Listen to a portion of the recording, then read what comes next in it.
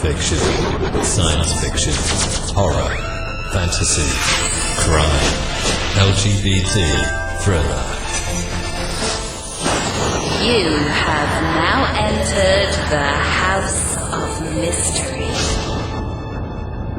with your hosts, Eric Shapiro, David North Martino,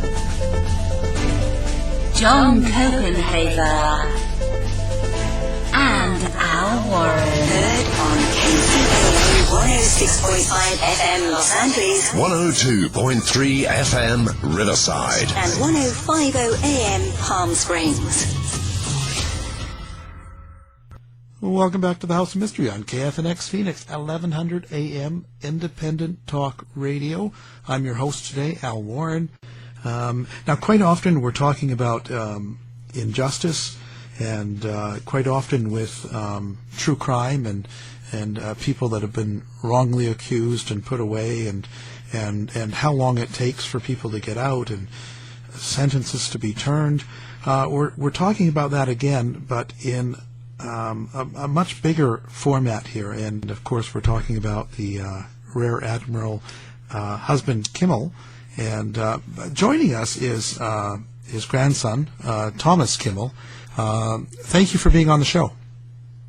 Thank you, Al. It's always nice to talk to somebody on the other West Coast. Yeah, the wet one, the cold one.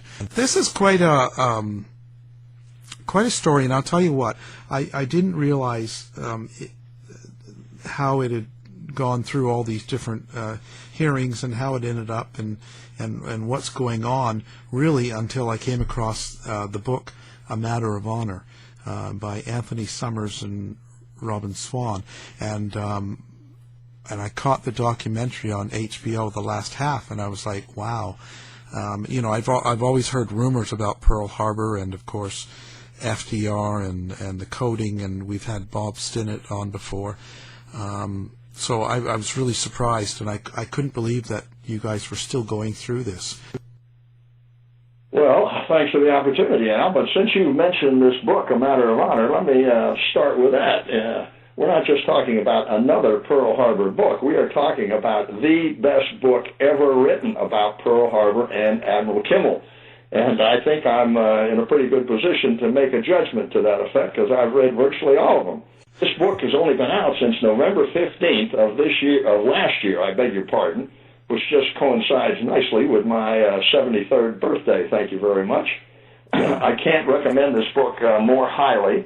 I was extensively interviewed for this book, as I was for another Pearl Harbor book by another author, and remarkably, Summers and Swan paid attention to information that I had, and indeed in my personal files they copied, and there's no exaggeration here at all, Al, they copied some 10,000 pages of my personal files.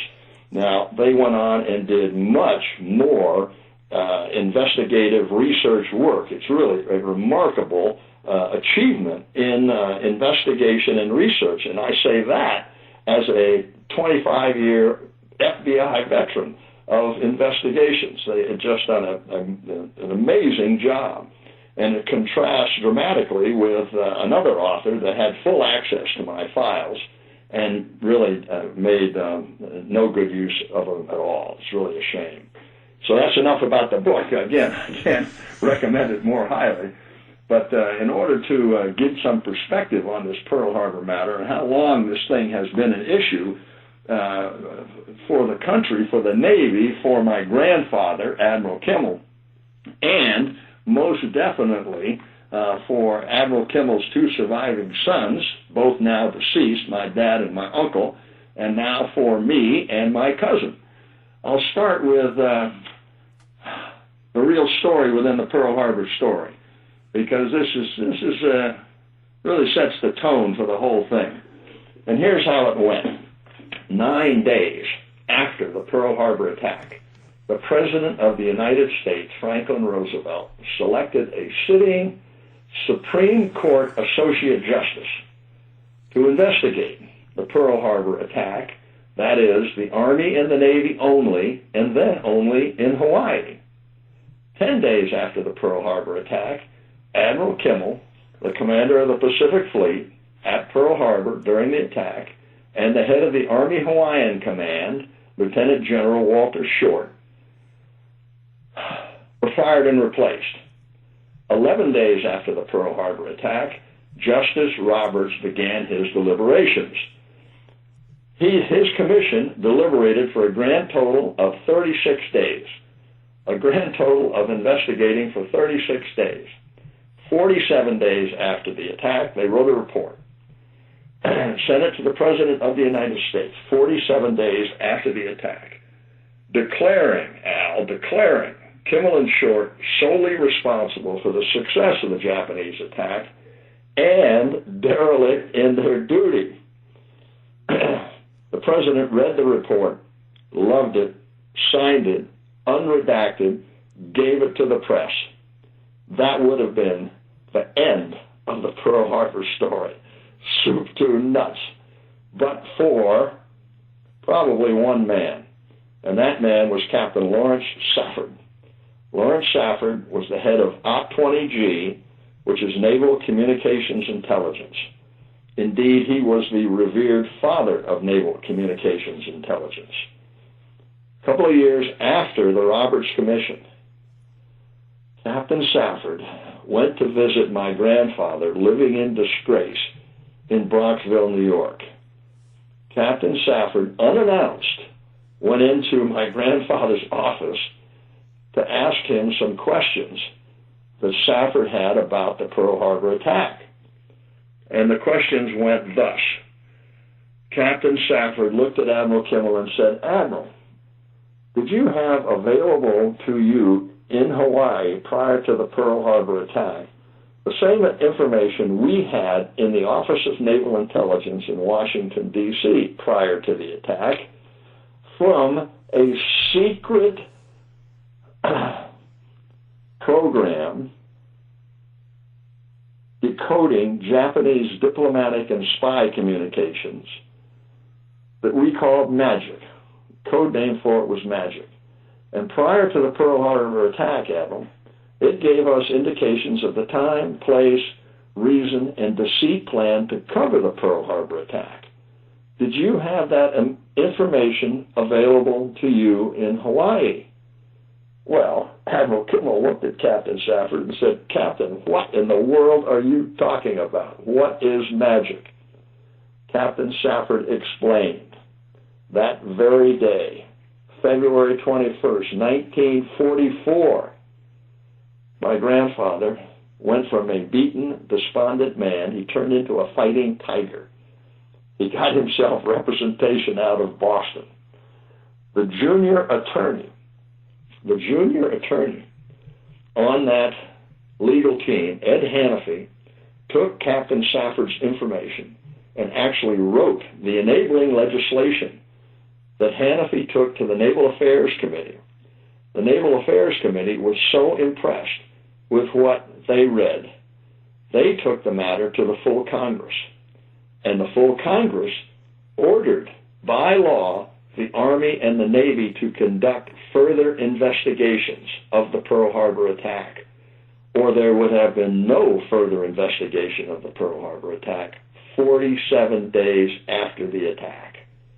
So of the 9 official investigations of the Pearl Harbor attack, the last 7 were all caused directly to occur by Admiral Kimmel using Safford's information, or the last one in 1995 by Admiral Kimmel's 2 surviving sons, my dad and my uncle. And here's the way it went. When you're talking about the Pearl Harbor investigations and trying to get your arms wrapped around this Pearl Harbor story, really all you need to know is the first investigation. The first investigation took place a week after the Pearl Harbor attack. The Secretary of the Navy, Frank Knox, went out to Hawaii 3 days after the attack and brought back a report a week and a half after the attack to President Roosevelt. And here's what Secretary of the Navy Frank Knox's report to Franklin Roosevelt said. It said, in essence, that Kimmel and Short in Hawaii were not alerted, and that the fighter planes that Kimmel and Short needed had been sent to Britain, the Dutch, the Chinese, and the Russians. The next day, however, Secretary Knox was told to tell the press merely that Hawaii was not alert. Not that it had not been alerted, that it was not alert. Of course, this allowed the press to take it up a notch and report that Hawaii was asleep.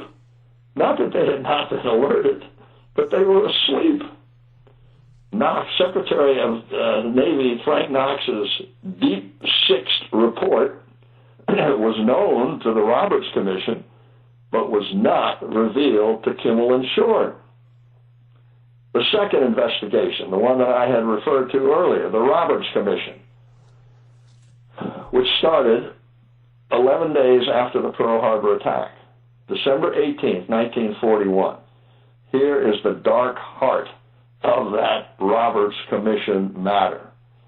The Washington High Command falsely, Al, testified to the Roberts Commission that Kimmel and Short had the same magic information in Hawaii as they had in Washington, D.C. This false information was calculated to do and did Kimmel and Short irreparable prejudice. The Washington High Command had an obligation as officers and decent human beings to rectify the prejudice to Kimmel and Short from such deplorable misinformation. They did not do so. The third investigation. Now we have investigations that prompted by Admiral Kimmel. This is the third investigation. Now we're in 1944. This is the Hart investigation. Captain Safford revealed magic to Admiral Hart. The fourth investigation. Admiral Kimmel revealed magic to the Army Pearl Harbor Board. After the head of the Army, George Marshall, had committed perjury on multiple occasions before the Army Pearl Harbor Board and had successfully ordered his subordinates to do the same, and they did. The Army Pearl Harbor Board eventually figured this out, which is why General Marshall was so severely criticized by the Army Pearl Harbor Board. The fifth investigation, again now we're in 1944, this is one that's ordered by Congress through the efforts of Admiral Kimmel, the Naval Court of Inquiry, the only one of the 9 official investigations which incidentally accorded Admiral Kimmel the opportunity to defend himself, and by defend himself I mean accorded Admiral Kimmel the opportunity to call and to cross-examine witnesses. In none of the other investigations was he allowed to do that. Accordingly, the Naval Court of Inquiry virtually exonerated Admiral Kimmel and criticized his only uniformed boss in the Navy, the Chief of Naval Operations, Admiral Stark. The Naval Court of Inquiry, since it was the only one that accorded Admiral Kimmel the opportunity to defend himself, we should note the findings of the Naval Court of Inquiry. Number one, the Naval Court of Inquiry found that there was not a scintilla of evidence to support a charge of dereliction of duty against Admiral Kimmel. Number two, they found that Admiral Kimmel committed no errors of judgment. Let me say that again. No errors of judgment based upon the information that he was given. The third finding was to approve all of Admiral Kimmel's forced dispositions, again, on the basis of information that he was given. And, of course, their last finding was to criticize Admiral Kimmel's only uniformed boss, the Chief of Naval Operations, Admiral Stark, for not keeping Admiral Kimmel appropriately and adequately informed as to what was going on, as he had promised Admiral Kimmel he would do on multiple occasions in writing. Now, as a matter of fact, the head of the Naval Court of Inquiry, Admiral Murfin, the president of the court, he opined that the court, a three-man court, they opined that they thought Admiral Kimmel had done everything possible under the political circumstances of that time. The 6th, 7th, and 8th investigations, the Clark, Clausen, and Hewitt investigations, merely tinkered at the margins. The big investigation, the Joint Congressional Committee, found no dereliction of duty. That ended the investigations in Admiral Kimmel's lifetime. Interestingly enough, in 1991, the Army Board for Correction of Military Records was petitioned by General Short's surviving son, Colonel Short, West Point graduate. General Short deceased in 1949. In 1991, his son, Colonel Short, went to the Army Board for Correction of Military Records and sought posthumous relief for his deceased father, advancement on the retirement list from 2 stars to 3 stars, from Major General to Lieutenant General, as he was at the time of Pearl Harbor. Interestingly enough, the Army Board for Correction of Military Records found injustice, which is what the Army Board for Correction of Military Records is supposed to do. They are assigned by Congress, by law, to find injustice or error in Army records and correct it where they can. And in this opportunity, they could. And they recommended that the relief be granted that Colonel Short was requesting for his dad, and that was advancement. However, the Army Board for Correction of Military Records recommendation, favorable recommendation, was overturned by higher authority in the Army without an alternative finding of facts. Just like that. We're going to say no, and that's the end of that. In 1995, there was a 10th investigation that was prompted by Admiral Kimmel's 2 surviving sons. It was the Dorn investigation prompted by Senator Thurman of South Carolina. And the Dorn report was interesting in that, for the first time, and that would be in 54 years, the Dorn report recognized that responsibility for success of the Japanese attack should be broadly shared. But, Al, it has not been. Clearly it has not been.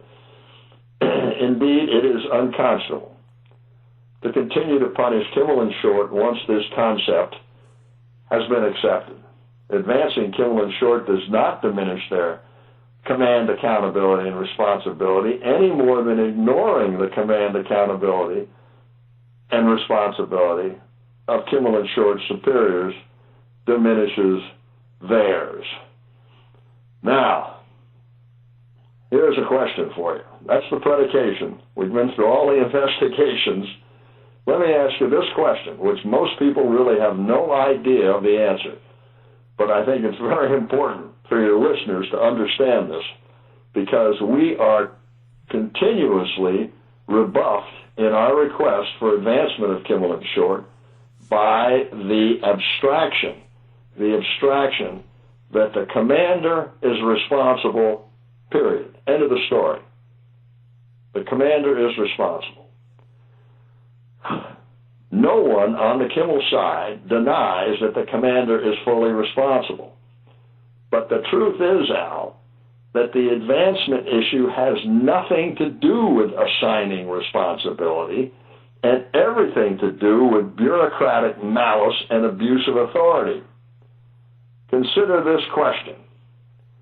Why is Admiral Kimmel the only qualified flag officer, meaning admiral, the only qualified flag officer not advanced under the Officer Personnel Act of 1947?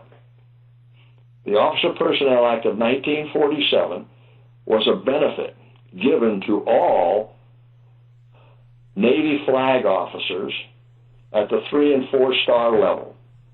allowing all of them to retire at their highest held temporary ranks. A little word on temporary and permanent rank. A temporary rank is a rank you get with the job, like Commander of the Pacific Fleet. When you have that job, you temporarily have 4 stars. When you leave that job, for whatever reason, you go back to your permanent rank. In Admiral Kimmel's case, it was 2 stars. Well, this applied to many admirals in World War II. So in order to correct that, in order to do a nice thing for all of these admirals that served in World War II, they passed the Officer Personnel Act in 1947, providing that everybody was allowed to retire at their highest held temporary rank, with one exception. Dare I ask you what it is, Al? You're correct. It's Admiral Kimmel. Yeah. Okay, I've asked you the question. Why is Admiral Kimmel the only qualified flag officer not advanced under the Officer Personnel Act of 1947? Here's the answer.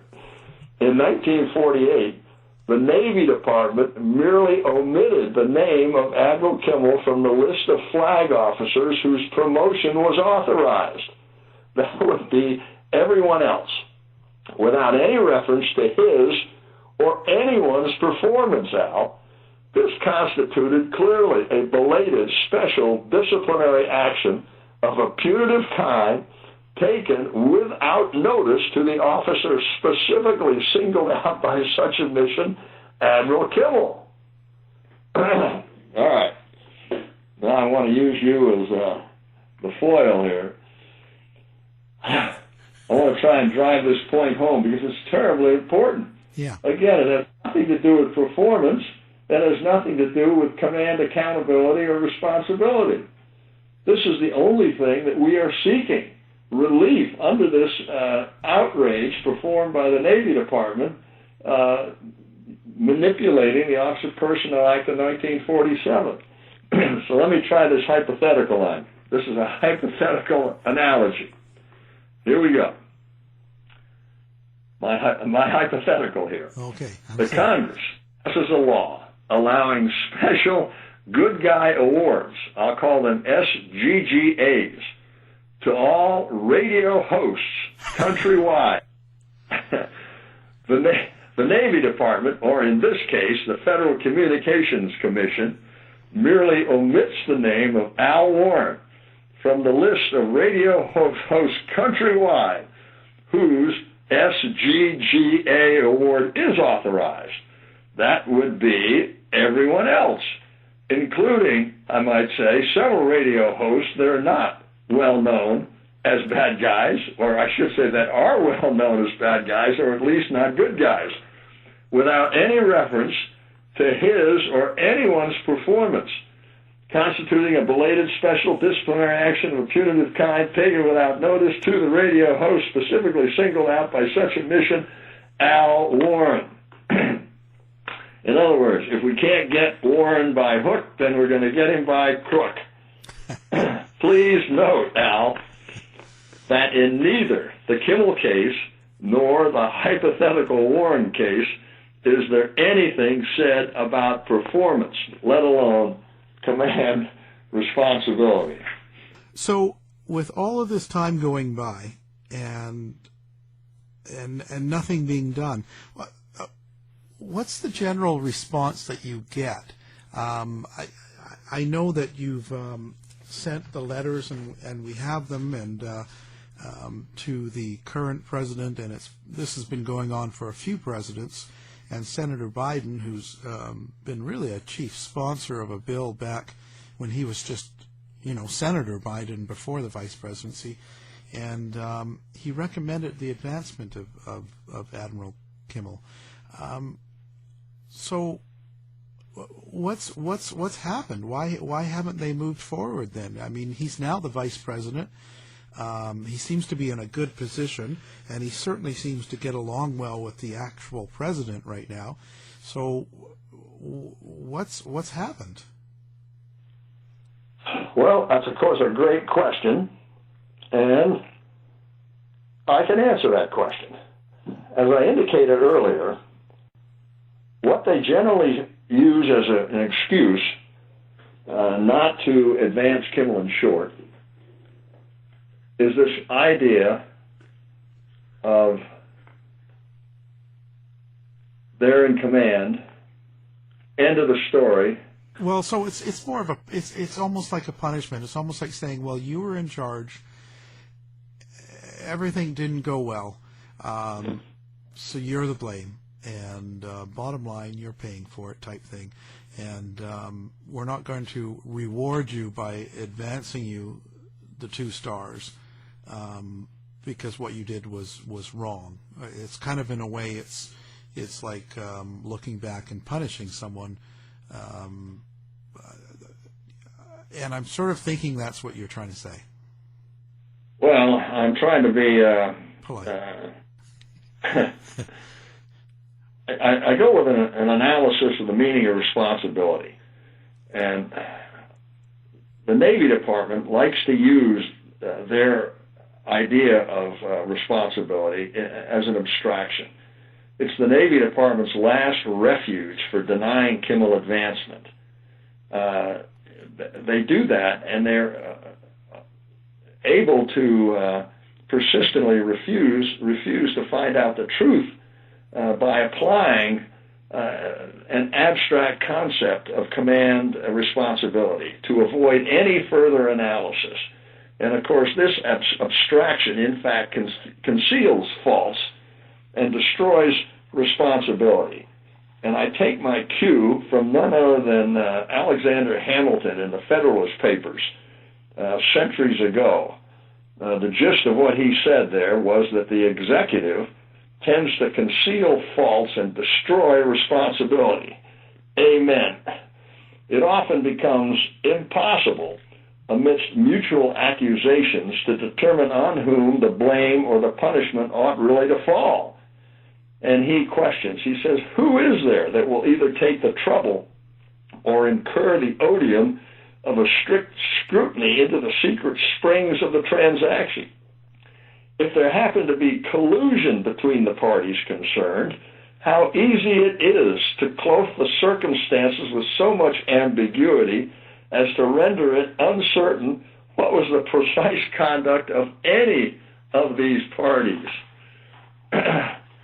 So, if the Navy Department is allowed to say you're responsible and that's the end of the story, it makes it difficult, unless I can counter with the thought that command responsibility has nothing to do with what we are seeking by way of relief. We are merely seeking advancement posthumously under the Office of Personnel Act of 1947. And I think I have demonstrated completely that the people who advanced under the Office of Personnel Act had nothing to do with their performance or the command responsibility. But maybe I should drive the point home even further. Consider this. I should definitely mention that the Army treated General Short in the same underhanded way that the Navy treated Admiral Kimmel. Consider this. Major General Henry Miller, Major General, 7 weeks before D-Day, Major General Henry Miller, a member of General Spatz's Army Air Corps staff, got drunk at a nightclub in London, the famous Claridge's, and proceeded to take bets that the D-Day invasion would occur before June 15, 1944. When General Spaatz found out about this outrage, he immediately placed Major General Miller under house arrest. When Eisenhower found out about it, after he unscrewed himself from the ceiling, because we are talking at one of the most closely guarded secrets of the Allies at that time, he demoted Major General Henry Miller to Colonel, that's 06, and returned him to the United States. All right. Incidentally, D-Day is June 6, 1944. Need I mention that under the Officer Personnel Act of 1947, Colonel Henry Miller was allowed to retire at his highest held temporary rank of Major General. Now, he's not the only one here, not the only example of promoted unworthiness. We can include in that list Major General John Lucas at Anzio, who was relieved of his commands for gross inefficiency, as well as Major General Lloyd Friedenhall at Kasserine Pass. I get that some people will assume that, or will say that, okay, so Kimmel was in charge, and therefore it's a matter of fault to that. But the essence of this is that it has nothing to do with how he retires, like the ranking you're saying. So I'm trying to figure out who's putting a stop to this. Well, it's dying in the Navy Department. That seems to be the genesis of it. A reason given was given by Commander Roger Scott of the Judge Advocate General's Corps in 1998.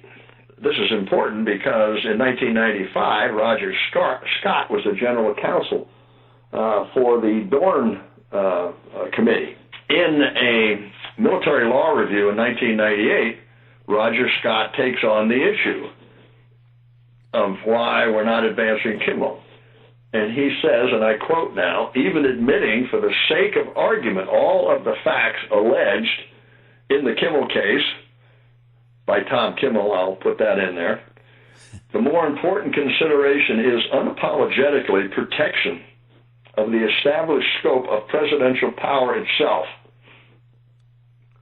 Try arguing that one out. So we're not going to advance Kimmel because if we advance Kimmel, somehow we're going to undermine the scope of presidential power. Well, okay. Here's another reason. Chief of Naval Operations James Holloway. In 2003, he happened to be in the audience at a national press conference held by my uncle, a professor at the University of Florida, Michael Gannon, the author of Pearl Harbor Betrayed, a marvelous scholar and gentleman, and myself. My cousin Manning was with us as well. We thought we were doing this up brown, but the fellow who stole the show was in the audience, Chief of Naval Operations James Holloway III, former Chief of Naval Operations.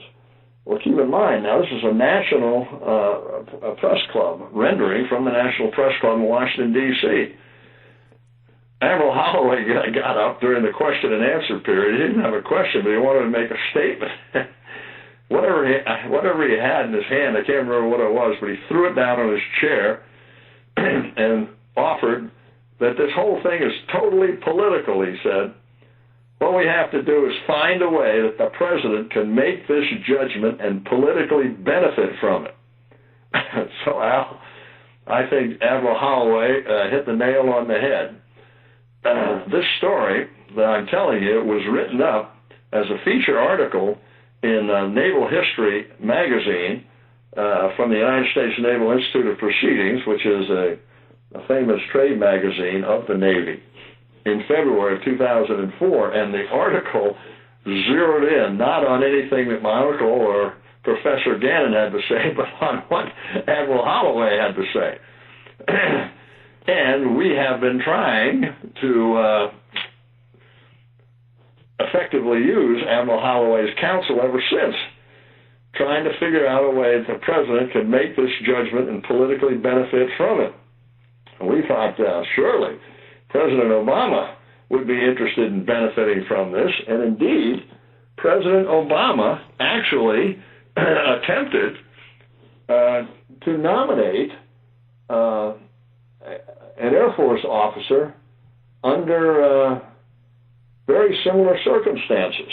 In 2010, President Obama nominated Major General John Lavelle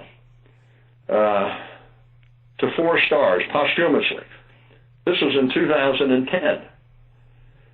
He did that because John Lavelle, who was the head of the 6th or 7th Air Force, I can never remember which one, in Vietnam, was cashiered as a 4-star general, was cashiered out of the Air Force during a kerfuffle introduced by the New York Times, accusing General John Lavelle of illegally bombing North Vietnamese surface-to-air missile sites. This dust-up resulted in the Air Force effectively firing 4-star General John Lavelle and allowing him to take the heat for all of this. Well, so it was. Soon thereafter, General Lavelle deceased. His son and another, researching an entirely different matter, got a hold of the Watergate tapes, and they found that President Nixon, on the Watergate tapes, had actually given authority to John Lavelle to bomb these North Vietnamese surface-to-air missile sites.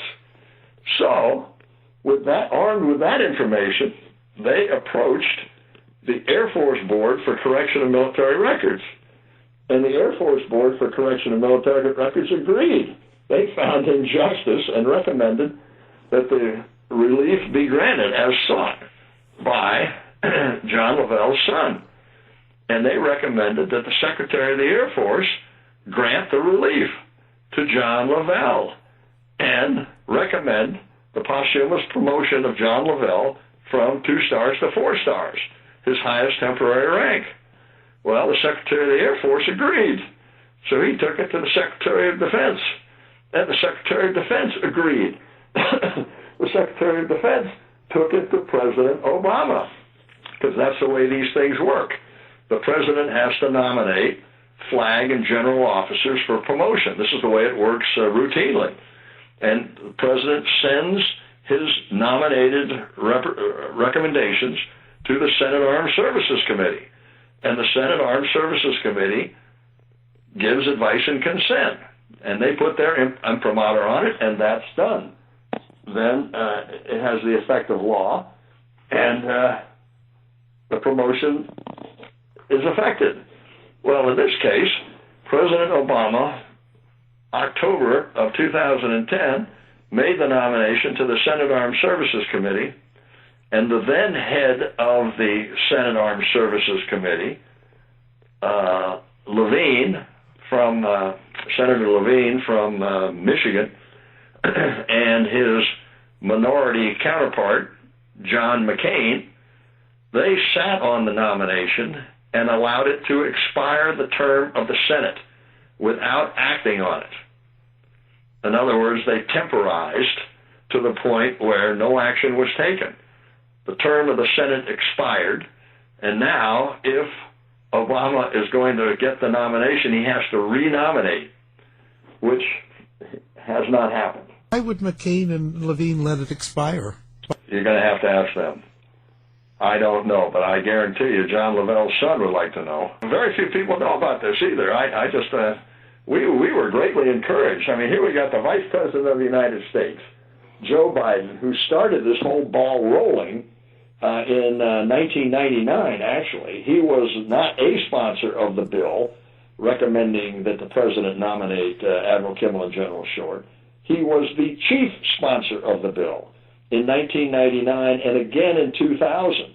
That recommendation was elevated to law by the Armed Forces Authorization Act for fiscal year 2001, which was signed by President Clinton in October of 2000. But he didn't take the action. It was merely a recommendation from the Congress that the President nominate. And, of course, that recommendation is in perpetuity. So anybody that has the office of the President, if they're going to follow the recommendation of the Congress, they need to nominate Kimmel and Short. But they haven't done that yet. Well, here we have Vice President Biden now sitting next to, presumably, the President, Obama. And we know that Obama, in 2010, acted on a quite similar situation with Major General John Lavelle and actually made the nomination, but it didn't happen. So there we are. We certainly had every reason to be hopeful. Yeah. And we're still hopeful. I mean, yeah. This is the 16th. We got 4 more days, Al. We'll see. Well, we're hanging in there until it's over. I would think that there would be an advantage to him doing it, or any president. So I'm not sure exactly why they're not doing it. There's a lot of in the background now, of course, and I know you've been in the Navy yourself and FBI and around the world. And so when it comes to FDR and Pearl Harbor and the codes, the Japanese codes, magic and the Purple Code and all those things that have been figured out since then, and there's a lot of talk that FDR, it was his way of getting into the war, and he kind of knew it was happening, and there's that whole theory, and there's just a lot of this back talk like this. Do you think that there's any credible thought to this? Because maybe this is why when someone like Biden gets into the position of vice president and stuff like that, maybe that they don't do or act on it is because they don't want to expose that? Well, it's certainly a possibility. One of the many possible reasons why they would just as soon leave Kimmel and Short twisting slowly in the wind, so they don't have to get into the matter of the penetration of the Roosevelt administration by Soviet espionage, which of course we don't find out until 1995 was rampant. We strongly suspected, but the Venona confirmation is not made public till 1995.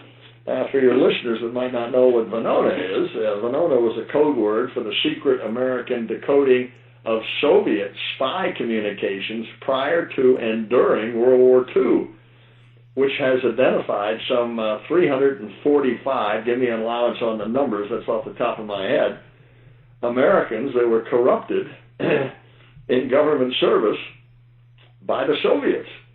It's rather a remarkable find and an amazing counterintelligence coup on the part of the American intelligence community.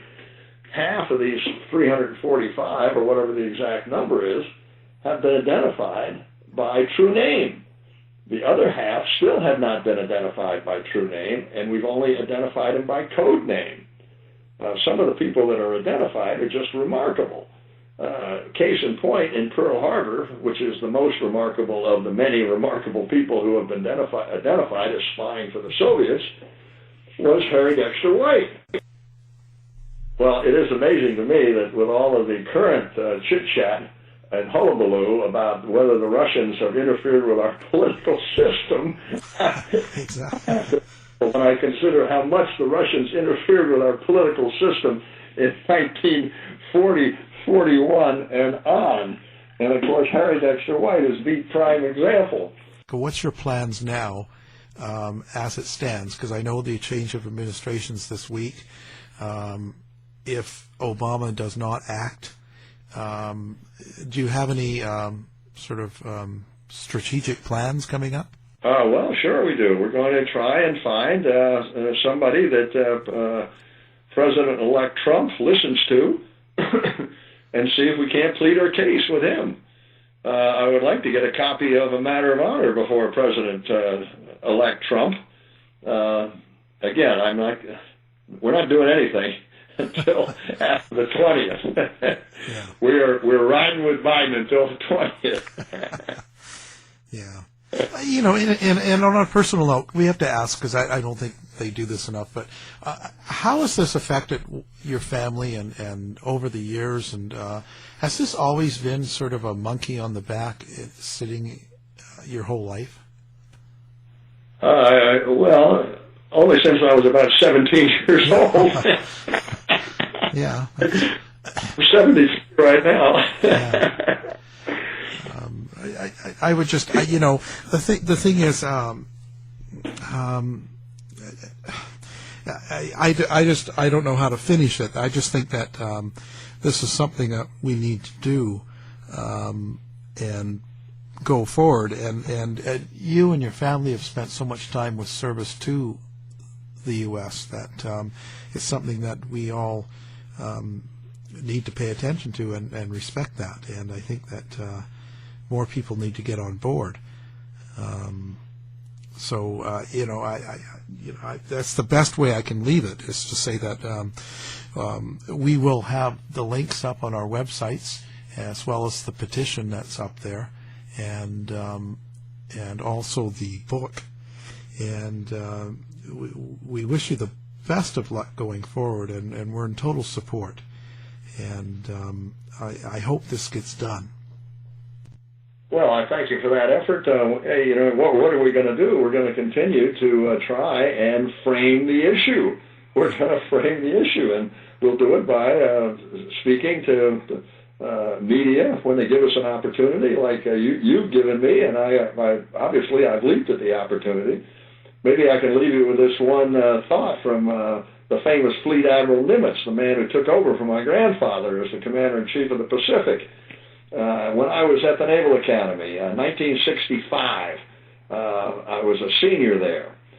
We had a history course called Sea Power, and we were studying the text written by Nimitz and the famous Navy historian Potter at the time. And I'm reading away, and all of a sudden on page 650, I read this quote, which I bandy about all the time, from none other than Fleet Admiral Nimitz. He's answering the question, why was it possible? This is Congress's famous question. Why was it possible for a Pearl Harbor to occur since we had the greatest intelligence in the history of the United States, and yet still a Pearl Harbor occurred? How is that possible? And Nimitz answered the question, quote, Admiral Kimmel had been given no information which would justify interrupting a very urgent training schedule. I read that quote when I was 21 or 22 years old. It's still the best single sentence encapsulation of why Pearl Harbor occurred. Because of that. Well, again, thank you very much for taking the time and being on the show. It's an honor, and thank you for your service. Well, thank you very much for that thought. Anytime you want to discuss this further, I'm your man. I've got plenty more to say. To find out more about our show, guests, or to listen to past shows from our archive, please go to www.houseofmysteryradio.com. Show's over for now. Was it as good for you as it was for me? Well, good night. This has been a production of Something Weird Media. I'll be back.